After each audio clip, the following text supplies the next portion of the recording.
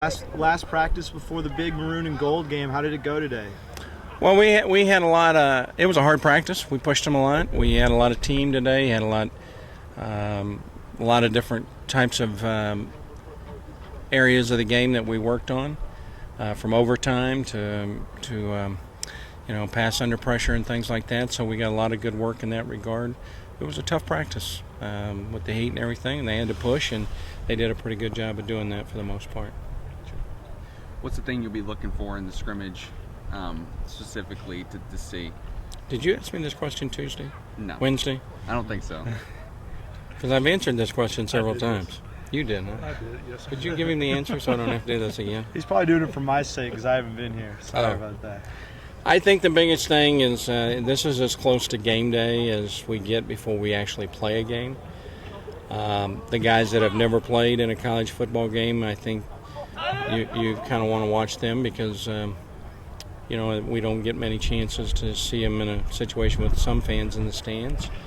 You hope that there's some consistency, and when you're broken up with ones, twos, and threes again side by side with each other, sometimes you can be a little erratic. But we hope there's a degree of consistency and that we can get out of the game healthy and with a measurement of improvement and the foundation of what we've tried to do this spring in place so that we can build on it for the fall.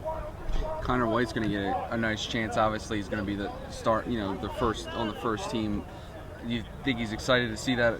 Get a chance, and you're excited to see him because obviously the backup role is still up for grabs. Yes, and yes. He's. You have to tip your hat to Connor. He's still making some mistakes, but he's made a lot of improvement. And the good thing has been that you can see a little improvement each day in practice.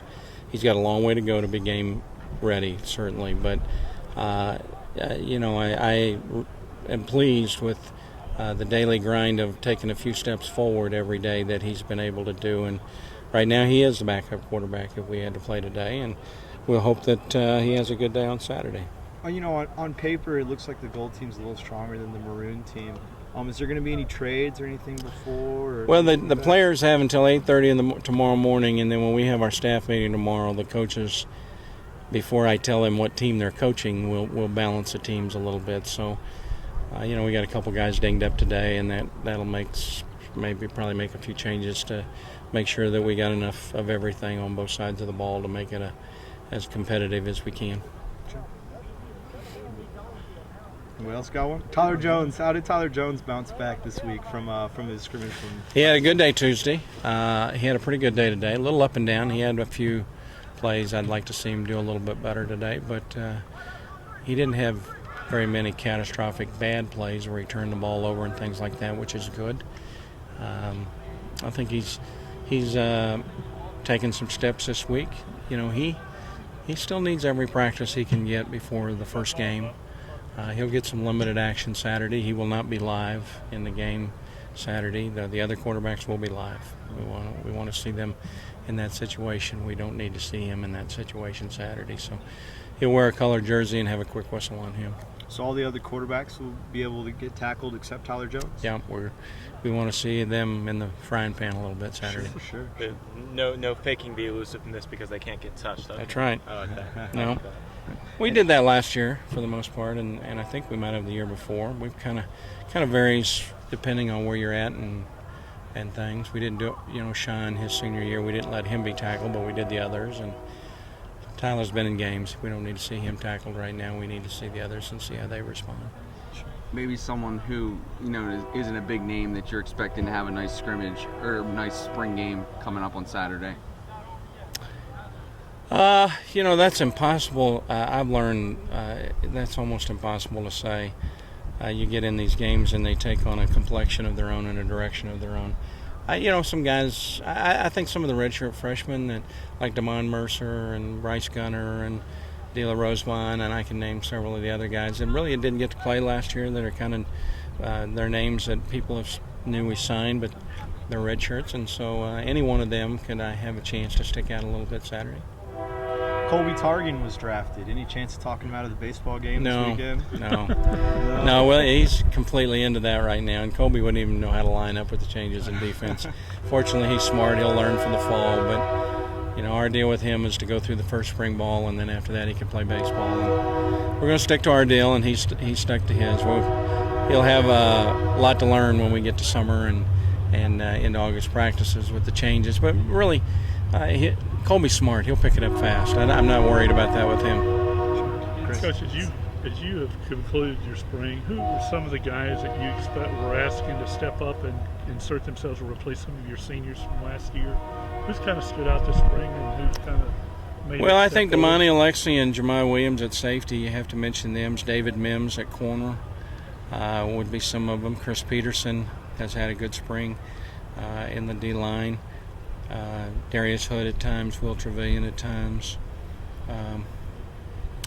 Offensively, I think Jackson Hoskins is a kid that he might finish the spring as a starter. After 15 practices, which is really rather insignificant, but he's stepped up and done some nice things. Ben Iges had a great spring. This is the best he's ever played. That's been great to see. And Gabe Schrade's come in here as a true freshman and come in December, and he's had a fabulous spring. It'll be hard to keep him off the field next fall if he continues to build on what he's done. He's a heady, good, solid football player.